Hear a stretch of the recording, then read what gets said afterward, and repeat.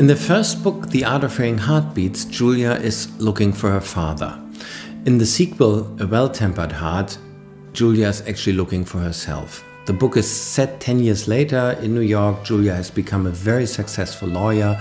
She has a lot of recognition. She works incredibly hard, but something is missing in her life. And she gets kind of a maybe burnout syndrome or a personal crisis.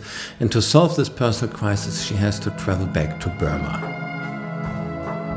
The deep blue morning sky was clear as a bell the day my life lurched off course. It was a crisp, cold Friday, the week before Thanksgiving. I have often wondered whether I ought to have seen it coming. How could I have missed it? Amy insisted that there must have been earlier portents, that there always are, except that we are so engrossed in our day-to-day lives, prisoners of our own routines, that we forget to look for them, the little details that speak volumes.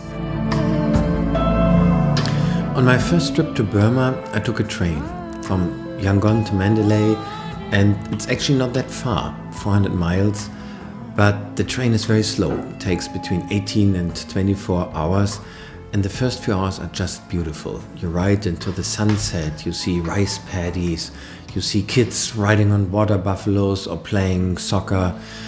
In Bagan, you see incredibly beautiful pagodas. You go to Inya Lake, where there are houses built in the lake, and you hear everything and you smell everything. And all this was important for me as an experience, and all this is part of my books, of The Well-Tempered Heart and, of course, of The Art of Hearing Heartbeats. And so I began to tell of an oversized love and my longing for it, of unlived lives, of butterflies one could recognize by their wing beats, of the voice and her questions and mine, of my fear of her and of myself.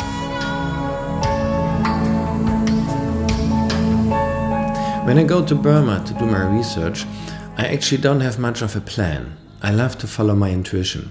I love to walk around, drift around the city, go to markets, talk to people, go to pagodas, there's always something going on, or just I love to sit in a tea shop. I have always a pen with me and a notebook, and I take notes. Sometimes people approach me, a stranger, and they start a conversation, or I can sit there for hours, just observe people and write things down. And those notes are very important for me. And I don't have an agenda, I don't have expectations, I just see what happens. And the funny thing is, something always happens.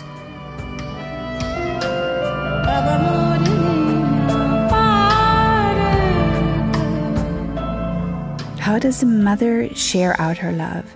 If it came in the form of beads, or leaves, or grains of sand, she could count them and allocate them evenly, if she wanted to. A person once abandoned bears that loss forever. A person never loved bears an unquenchable longing for love. And a person who has been loved and lost that love bears not only that love, but also the fear of losing it again.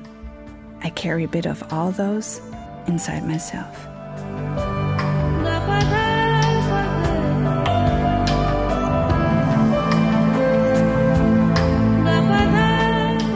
Current-day Burma plays a much more important role in A Well-Tempered Heart. Julia travels through the country and she sees a lot of poverty. She learns about the difficult living conditions, the cruelty, and how terribly the military has treated its own people. But at its heart, the book is about different kind of love. And one reader told me that she found the book incredibly sad and incredibly hopeful at the same time. And I think she's right.